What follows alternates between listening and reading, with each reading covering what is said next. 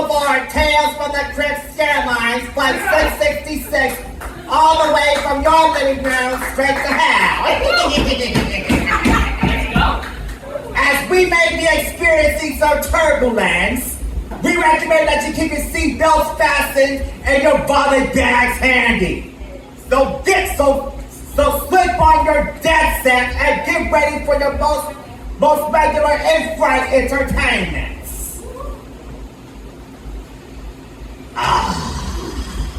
Wasn't that romantic? Blah! I wouldn't call tonight's fable a Boyle meets Ghoul story, except the boy wants the ghoul this time. Right, kiddies? Which leaves poor little Stacy, fresh out of boyfriends. Oh well, I'm sure she'll dead one up somewhere.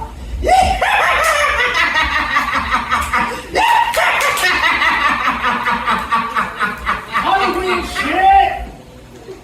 Well, looks like Ezra learned raising a teen is no walk in the graveyard.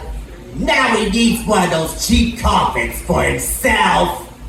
That's what he gets for having a name like Ezra. As for poor Bobby, he got a pretty nasty case of athlete's foot, didn't he? I mean, I heard of Footloose, but yikes! Oh well, I guess the next best thing to making a goal is becoming a ghoul, right, kiddies?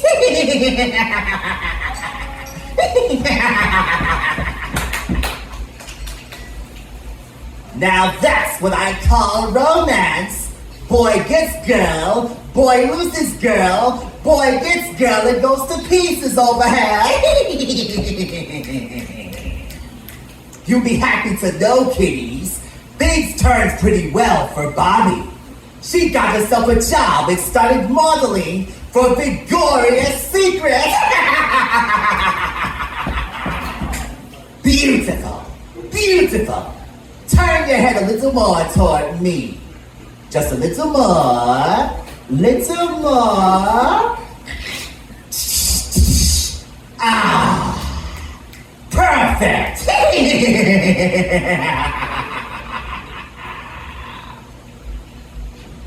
Hello. How are you? I'm Furious Gum. Hi. Care for a chocolate? You sure? Mommy always said life is like a box of chocolates. You never know what you're gonna get. Sometimes you get a fudge screen, sometimes you get nougats. Know what else Mommy said?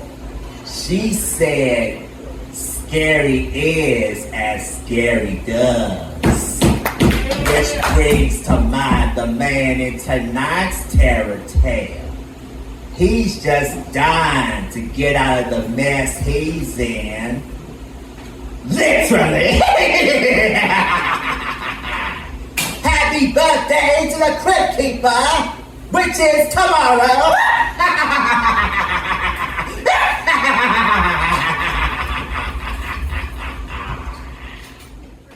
New shit. New shit! Shit is new! The time I fucked the dude because I wanted to see what the big deal was about the big deal dick. Hey, that's a title? Holy shit! I always wanted to make the joke that I needed the vitamin D. I wanted to be split up to my knees, maybe a little penis envy, Freudian butterflies fluttered in me when I met this guy, James. Dad bod, a little otter kind of thing going on, a little Tom of Finland, baby bear. I thought I could do this, but boy, was that guy not queer. His hairy belly, sweaty gut, not bad abs, ass played kryptonite. 3 doors down, he led me through a cloud of Axe body spray to a room with frat boy sheets, pulled down his skater boy jeans, but it wasn't complicated. This was a science experiment. My undiagnosed autistic ass was straight ass gay as his dick that I'd hoped would have a curve to it because some girl on the bus once in high school said it was better that way. All right, here it goes. Fucking science, fucking anthropology, fucking social sciences, fucking psychology. So his teeth were fucked up.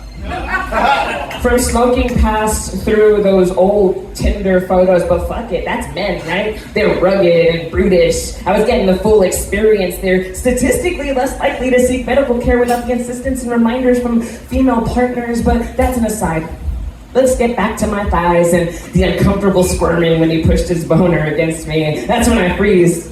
Not because I'm uncomfortable, but because I remember a 7th grade conversation with my gay friend John, who first explained to this budding lesbian the concept of pre-cum. I wasn't gonna risk this encounter resulting in a baby, a child, to send to college in this economy. Fuck that. This kid won't learn to speak about its feelings until he's 35, if he's anything like his mother. So I asked, do you have a condom?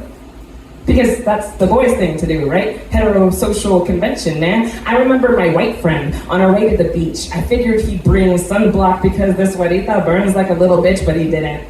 And I asked him, isn't it like how the boy is supposed to bring the condom, the whitest person in your group brings the protection? But that's neither here nor there. Let's get back to James's underwear. Guys, that dick.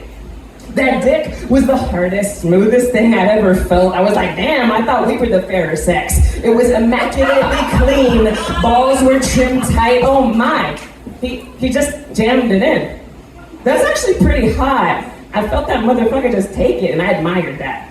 I took it as a sign that it was time to let my ovaries drop, inspired to grab life by the balls and take the world by theirs, to move through life with the confidence of that mediocre white guy who once hit on me at Target. When I told him I was gay, he said he was into that and he knew exactly what he lacked. That confidence guys owe to be a man. And honestly, all I could think of was good cunt. Oh, I'm sorry, I said cunt. You know what, I'm not. The world deserves to know about the diosa of good pussy that, oh, I'm sorry. Let's get back to James. Guys, I actually came. Little James, not so little James. I mean, average James, according to the statistics I heard once in a poem by Cuppycake. It was done. Tight, white, engorged, balloon animal peeled and tossed. We were finished, he wanted a cuddle, I didn't. Handshake. I said something like, I'll see you online, let's play Fortnite sometime. And I left that night. I knew Bill and I would have been proud. So yeah, guys, ode to dick. It's pretty good, and it doesn't even have to be big. Apparently, you just gotta know how to use it. Shout out to James, a good guy that confirmed that I'm gay, who Snapchat me against recently. And even though I'm not interested in dick, I mean, I could get there. I like twinks. Pansy boys, trans men, and tomboy girls, femme presenting drag queen babes, it's fluidity, isn't it great? So this is ode to dick. No, this is ode to James. I think we're gonna keep the theme. We're gonna see with the theme. Hold on. Just to preface, this is old shit. Oh shit! I'm on a mission to reclaim things. So here we go. I am part of a third generation in my line of women that wasn't told about the birds and the bees. Nonetheless, menstrual cycles. Third generation lineage of women sexually abused, and in my case, raped before 10. I guess some of us down the line finally had enough. So because of these 3 generations of women guiding their little girls to be quiet, turn the other way and be still, I prefer to be known as the starting generation to leave a manifesto for the women in my lineage to come. Hence, the word come. 1, sex is something with no limits and to be enjoyed after being of age. 2, you can have sex, lots of it. 3, there is nothing you can't try and be shamed for after I leave you details of what I've done. You're welcome. 4, anything and everything goes. 5, paying with consent is an option and a religious experience if done right. 6, masturbating in front of your lover or lovers is a whole ass vibe. 7, never be afraid to speak up about contraceptives. 8, things can be weird if you let them, but sometimes weird is good. 9, slapping, choking, spanking, biting, folding, cutting, pinning, again with consent, Feels amazing when being the receiver and giver. 10. Role-playing is fun. 11. Shazamming a song while inside someone isn't cool.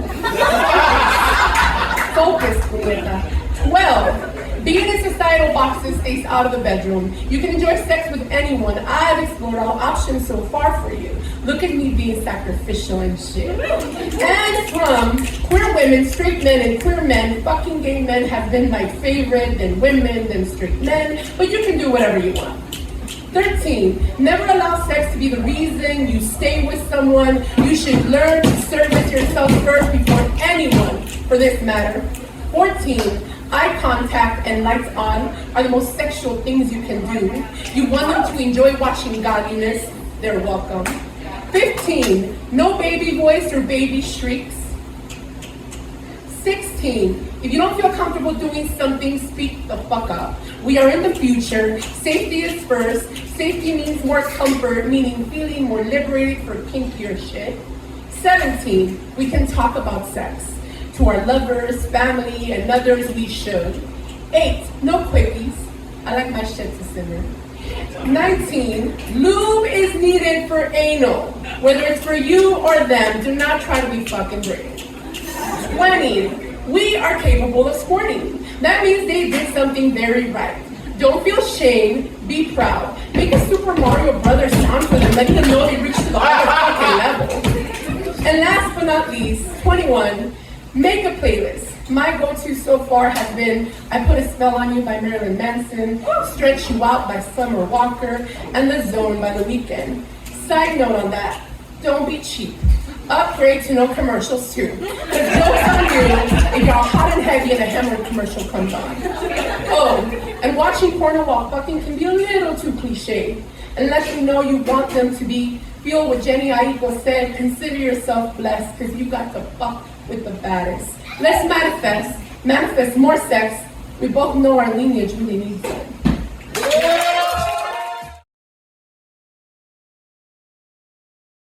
Hey, how y'all doing? Yeah! So glad to be back. I was really worried about doing my poems. I do all the same poems all the time, but I don't know anybody here, so it's all new to you. Except for like the 3 or 4 or 5 people that are scattered about the crowd. Some people haven't seen it forever. I hadn't seen Travis in forever. He forgot that we always greet each other with like a big old tummy like bump. Like, I'm really hurt by that, Travis. I'm really hurt by that. But anyhow, we did that. You're not here to hear all that. You're here to hear some poetry. So I have some. And not gonna lie, y'all were being very, very serious with your poetry. So I'm gonna continue with that. Maybe. Serious shit. Nah, I don't know. Maybe later. We'll see what happens. I had a whole set planned. And then you all started reading and I had to change everything. And I started drinking. When I think of a plant, I don't think about a cactus. Its forms are regular. No stem, broad leaves, or leaves that are limbs, and spikes that are leaves. The oldest with a bark, but can we even really call it a tree? Fruit that might look like a pear, but sweeter, adorned with the most impossible of flowers. Cactus pokes out from under rocks, straddles a fence line, sprouts up next to old brick walls surrounded by asphalt and concrete. Yet, it was on the cactus that the eagle was found eating the serpent.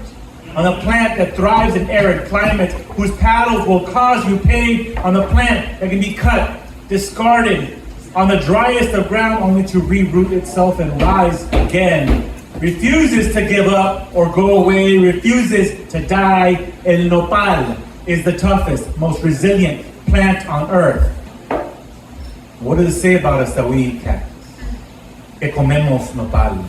That we eat the spikes off, that we cut the spikes off like they never mattered. That we wash and rinse and boil and rinse and drain and saute. That we eat the ugliest shrub in the brushland. The plant rejected, found among stones, has become the cornerstone of our Lenten plate. The Lazarus of our garden. You say ouch, we say Ike. You say ooh, we say dame más. You say cactus, we sing nopalitos. Se venden nopalitos, nopalitos se venden, nopalitos se dan para la cena, para el desayuno con huevo y tortilla, nopalitos se venden, nopalitos se dan. And someone had to cut the spikes off, then wash it, then boil it, then wash it again. And someone had to figure that shit out, so stop saying we're lazy. And raza, stop being lazy. We can wash and boil and wash those politicals all we want, but they won't get any more palatable. Cast the ballot that finally cast them out. Somos nopales. We are cactus. Let's prosper where we plant ourselves. Be a prickly pain to the system that thinks it can just handle us. Be the toughest, most resilient transplant on earth. Make roots among walls. Rise among stones. Flourish in wastelands. They may look away when they see us, but we cannot be avoided. They succeed only in giving us an unquenchable desire to grow and grow and grow and grow and grow and grow and grow and grow. They tried to bury us. They didn't know we were nopales. We are cactus, somos nopales, and we refuse to die.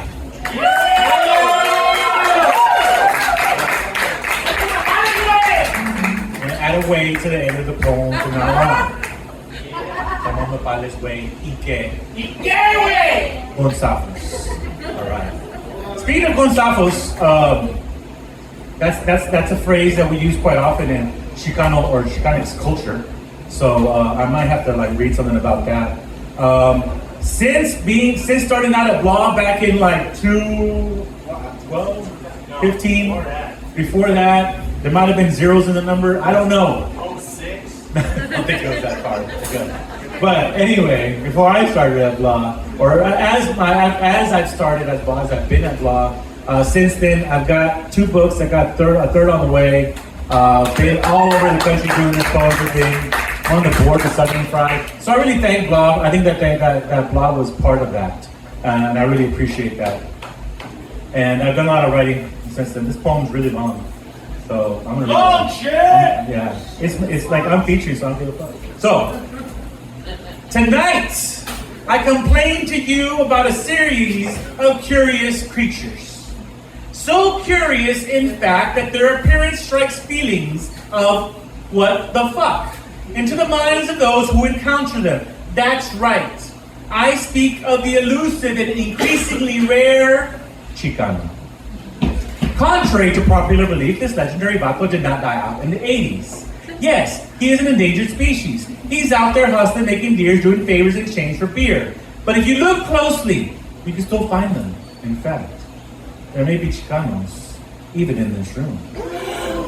You just have to look.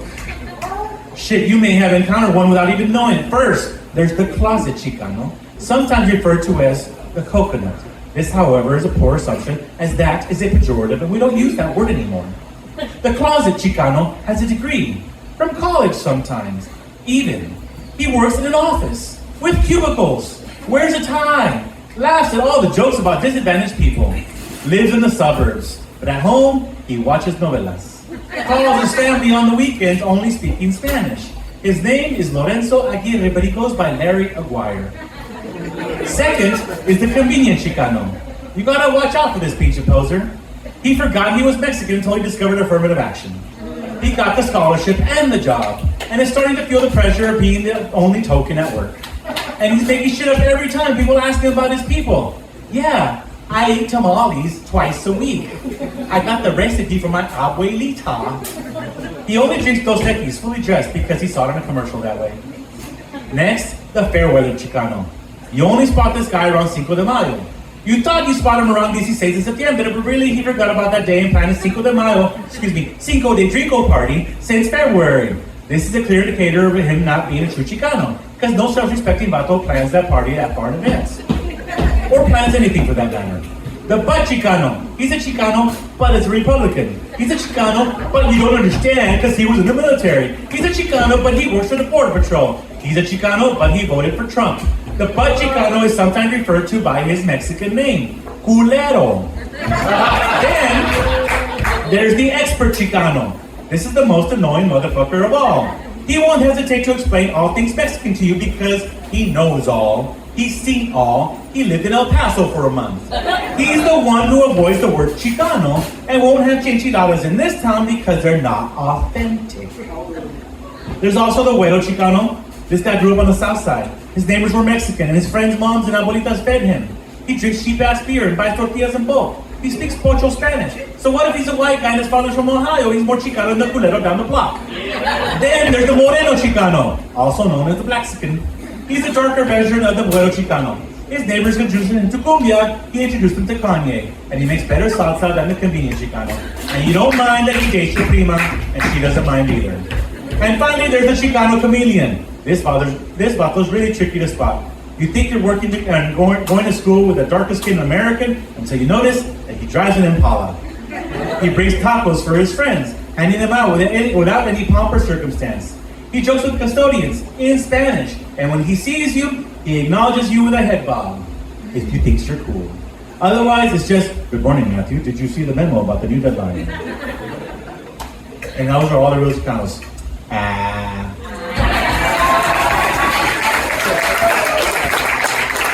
Alright. I've edited that poem about 10 times, and that was the wrong edit. I'm sorry. Yeah, there was a better one out there. Thank you. Yeah, trust me, there's a better one with better language. All right. Anyway, this is my last poem. You're supposed to say, please get lost in my. But come visit me at Mount Dakota Poetry Project. We're there every other Sunday, first and third Sunday. I don't know if that's bi-weekly, semi-monthly, or bi-monthly. It's one of those two, but it's like first and third. Just remember that. At the Dakota East Side Ice House at 433 South Broadway at 5 o'clock on first. That's what I meant, on Hackberry, sorry. 433 South Hackberry. Because this is the third Shiner, that's why. What else can I say about that? I think that's all I can say about. Oh, Edward Vidal is coming on Sunday. If you want to come visit, come see Edward. My publisher too, and some people confuse us, but we are not the same person. Just because we are both like guys from the valley, a little bit the same. Yes, you can see at the same time with the same beard, but it's okay. Same shirt, probably. All right. Some of the best advice given to me was by my friend Calvin Broadus. You might not have a car or a big old chain. Stay true to yourself and things will change. He's actually not really my friend. And that's not important right now. See, I was thinking about this at Trader Joe's. Because I just got married and my wife is a bougie lady from Raleigh, and this is what's become my Saturday afternoon. The Mexican dude pushing the little shopping cart next to the only black woman at Trader Joe's, where everyone is happy and cool, like Snoop. Except not like Snoop at all. And I'm wondering if maybe my being in the store is me being me, as I'm pushing this mini cart through the produce section. And right in front of me there's rainbow cauliflower, which is cauliflower in every color except white. Cauliflower, why are you trying to beat other colors? But it didn't stop there. There's a whole bubblegum list of cauliflower at Trader Joe's.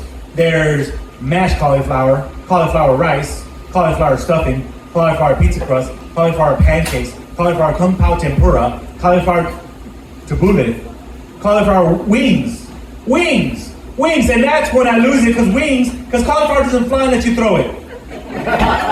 Like chickens, but that's besides the point. Because my mama never made fried cauliflower, or cauliflower and dumplings, or cauliflower enchiladas, and that's when it happened, y'all. I turned that micro cart into a rack full of cauliflower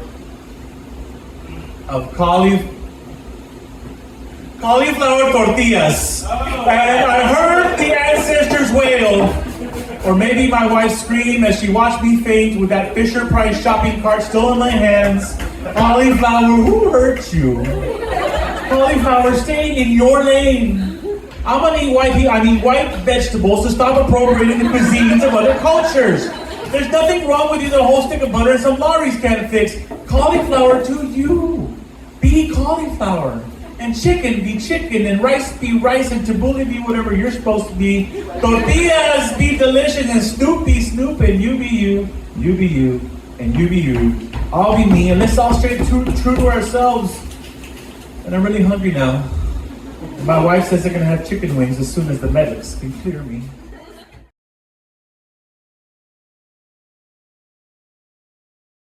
So I have this one, it's called a triolet.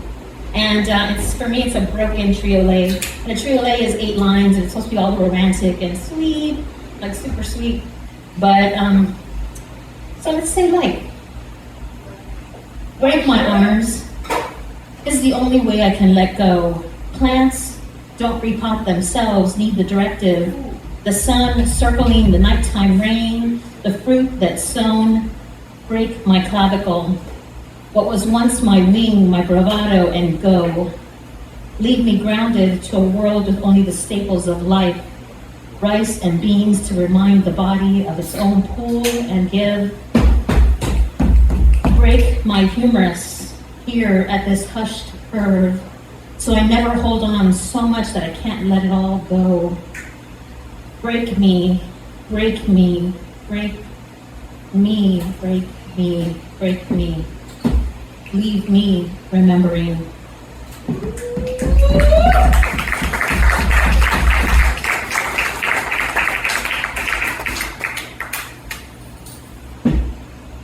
This one is to my daughter. Yeah. She's a full-grown woman now. She just broke up with some dude who's pasty, and I'm glad they're not together. And despite my many attempts, she came out straight, and I still tell her I'd let her down, but she is what she is. She might. I don't want that. I want queer family. I don't want a grandbaby. But this is for her. What we don't teach them. Well, we don't teach them about men. Not really. We don't teach them about how men can and do hurt women, especially young women. Instead, we spend our time guarding against those who look in passing, who slow down when a group of girls walk through after soccer practice, who whisper as they pass, things we already understand. We don't tell them the world is here to destroy us, turn us into obedient things to be held down. We don't teach them until they come home with their own horror. And then the walls within us fall away. We say too much. We say we are scared for them and pissed at the circumstance this world has put us under. It takes everything then to keep our voices crisp and calm. And in the quiet after, we wonder, was it denial that held us back? Do we hope they will be seen? Or was it my own fear to be named a troublemaker when, look, the world is changing. See now how my own child will one day be a doctor. And she will also one early morning, miss her ride home and be stuck sitting outside a bar after closing while a man sits 6 feet away but calls to her sweet like she's a kitten and tells her she's pretty. That man, calling from the dark, will say this is kind of equality, that she can be both a doctor and a victim. How could I think there wouldn't be a price to pay? It happens, and it fucking happens. And I still am I'm old enough that I see men, I see like dirty old men looking at young women. I'm like, what are you looking at? What are you looking at? And we should all do that. Get him.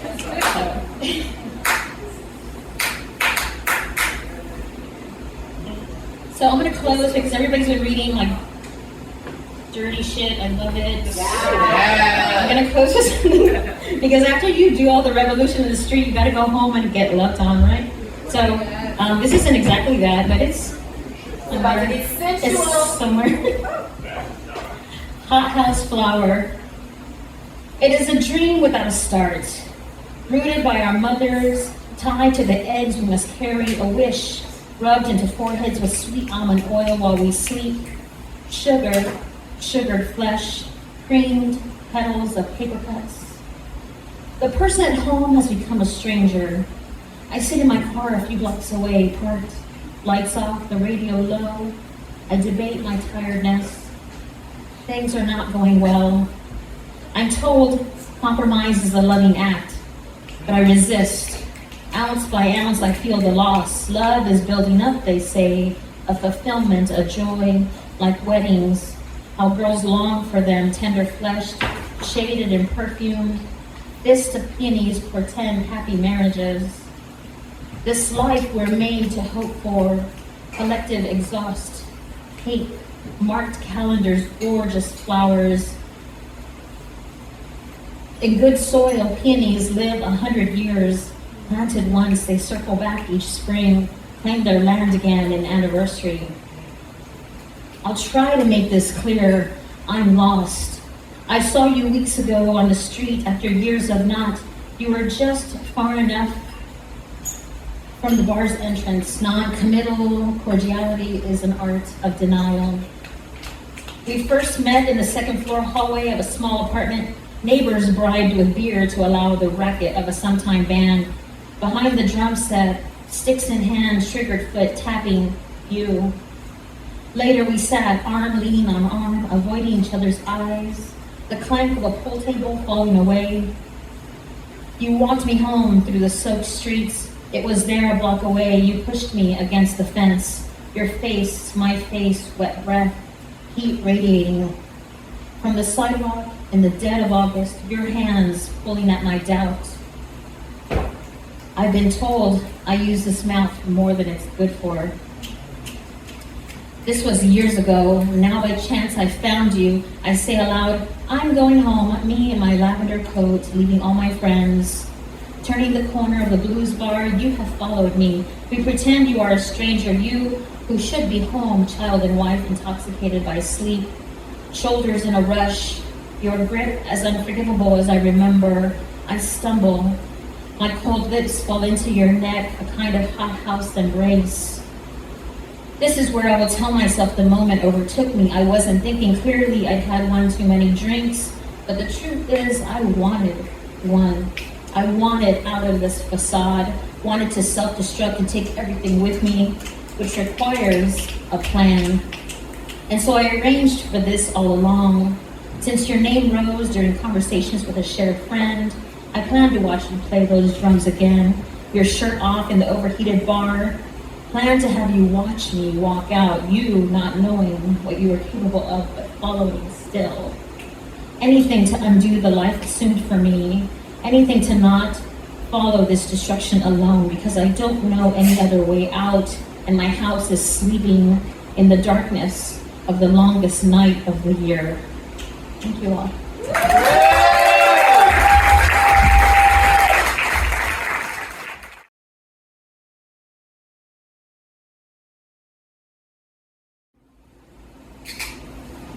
There's a piece about what's like to learn English as a second language. I wish I could speak this poem with accent, if you know what I mean. As soon as I start to learn English, I said, holy shit, this is so tough. All those prepositions, participles, definite articles, indefinite articles, even words like shit or progress that need no article. As soon as you think you've made progress, you find yourself trapped in the maze of treacherous expressions like it is what it is. What is it? What is it supposed to mean? Can you put it in your pocket? Can you take it home? Can you pick it up? Pick it apart? You see, prepositions are tough, but idioms are the worst. You cannot ascertain an idiom by grasping its literal sense. It will only lead you astray. You'll miss an idiom by a long shot, and pardon my French, will be shit out of luck. Up shit without the paddle, caught with your pants down, shooting bricks, talking shit, looking like a dipshit, stuck in deep shit. So better get your shit together and start digging deep, for a man's got to do what a man's got to do, right? Well, what does that supposed to mean? Let me cut through crap. I crossed the pond and landed in the Big Apple. Homies fixed me with some good shit. I settled down. So, one way I walk down the street and out of the blue shit happens. I feel like I got to do what a man's got to do, if you know what I mean. Fortunately, I heard about this little joint nearby, so I was thinking the fix going to be right there, but as soon as I approached the door, there it was, right in the window, this huge, colorful, psychedelic neon, blinking and flashing Happy hour 4 to 8 p.m. Happy hour 4 to 8 p.m. Happy hour 4 to 8 p.m. I was like, what kind of shit is that? For yeah, I heard about New York Minute, but how many of those can you pack into 1 hour? Truly, how can you stretch 1 hour of your happiness into 4 hours of your afternoon? But I got to do it, and yet I wonder, what's love got to do this? Why to turn it into communal activity? Why to advertise it at all? For you see, where I'm from, we use the term happy hour for the time we used to drop shit.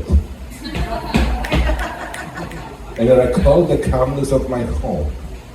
Quiet mornings with a book of Bashos haiku in my hands.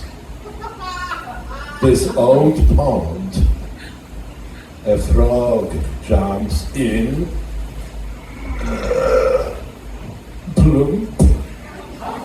Those were my happy hours. But then again, each culture has its idiom. Some like to do it at home in the morning, some prefer evenings by the ancient pond. Some like privacy, some share the experience with a few good men. One way or another, if you got to do it, you got to do it.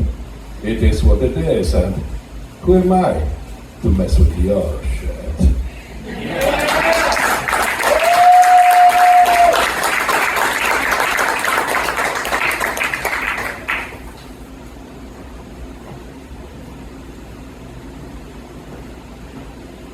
This one is called Where Am I Really From? Which also is a title of my new chapbook, extended chapbook, 64 pages of poems. Right there, I brought a bunch of them. They are for sale.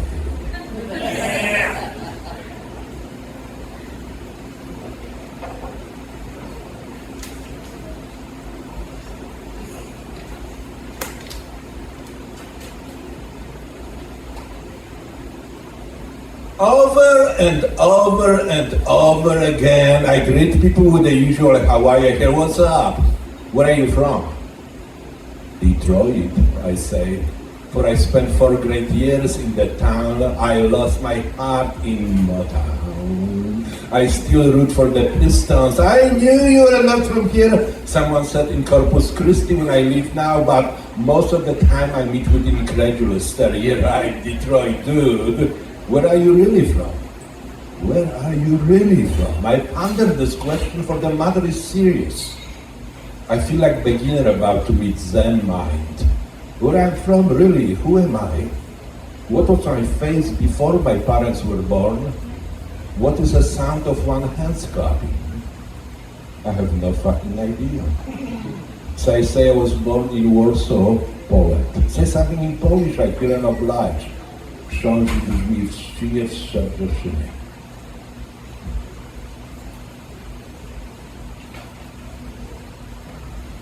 Książę brzmi w ścinie, wszedł do szyny. Pretty easy to say if you are Polish. Some claim impossible if Polish is your second tongue, but give it a shot. Repeat after me. Książę brzmi w ścinie, Szczebrzeszynie. I know about that one. Skara presents among Greeks in the village of Szczebrzeszyn. Which reminds me about my father. It's midst of the World War II. My father, an officer of Polish Home Underground Army, receives an order to meet someone who had never seen before. So they must identify each other. They greet each other with the usual, jak się masz? How are you? Where are you from? I'm from Warsaw, my father says. Great. The guy continues, I came to buy some tobacco. The best tobacco is right here, right across the park. My father closes the password. For now, he knows this is the right guy. The guy he was supposed to meet. A suspected Nazi spy. So, They walk through the park. Midst through the woods, my father stops the guy, pulls out the gun, points at him, says, "In the name of Polskiej Rzeczpospolitej, you've been tried for treason, sentenced to death." The guy says, "Sir, you're making a grave mistake." My father says, "There is no mistake here. You need a password. You have surveillance photos of you." And the guy pulls up the photos of his young children and beautiful young wife and swears upon their heads and the love of the Virgin Mary that he is innocent. So my father says, "Who are you really? Give me some proof." And the guy says, "Ksiądz brzmi w Szynie, w Szynie fluently, without any mistakes." And my father had mercy upon him and let him go. Sometimes I wonder, how could he trust me? Burdened by the requirements of justice, burdened by the trust of his friends. What would I have done had I been there? And I have no idea at all. I never had to look, and I never had to face someone who looked straight into my eyes and cried. I still don't know where I am really from.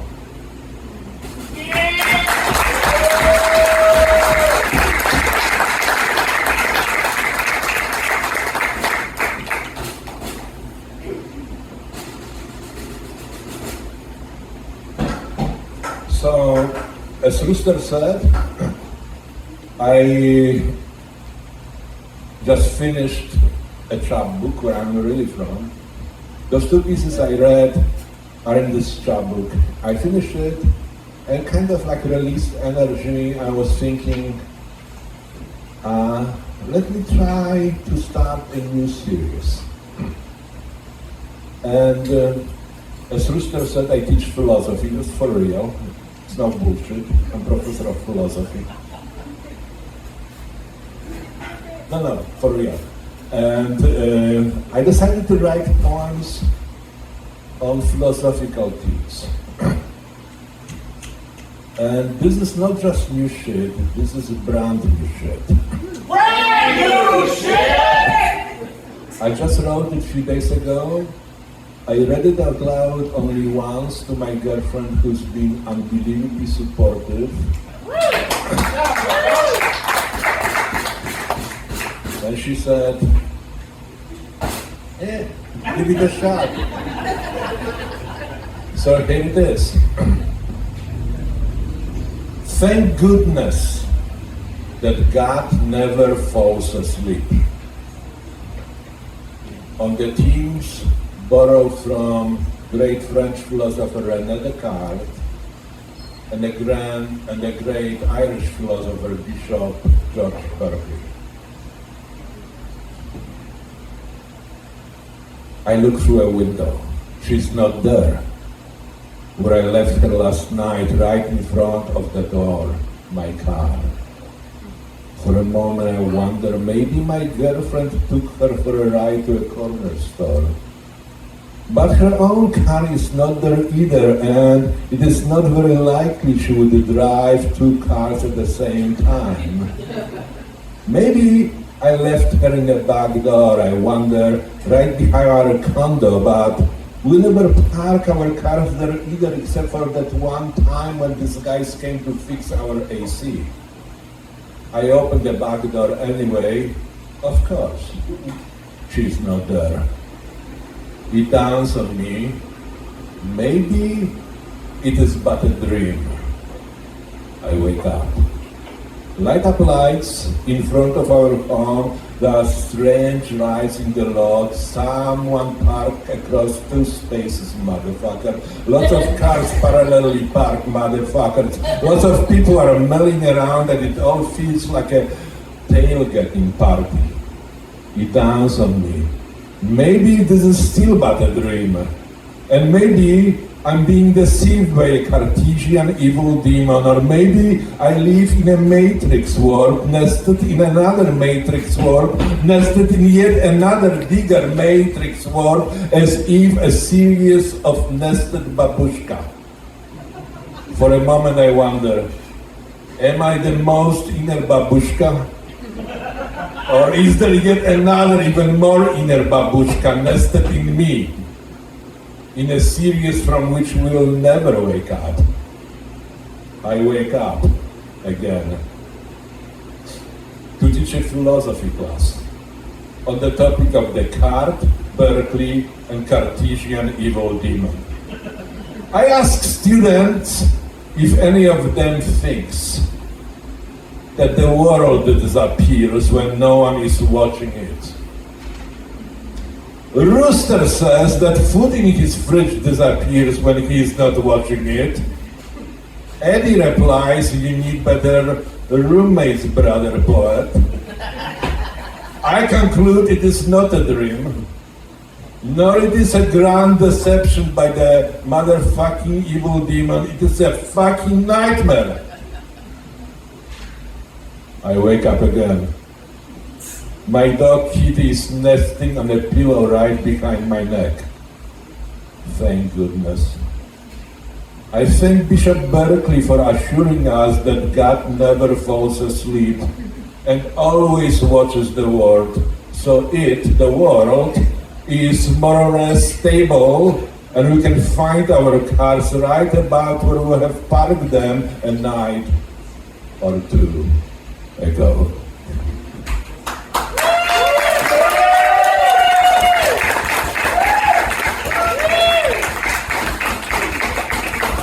Rooster, thank you so much. Thank you so much for inviting me. For me, San Antonio is a home away from home. You know, I root for the Spurs, except when they play the Pistons. Then I root for the Pistons, and I love San Antonio. Thank you so much.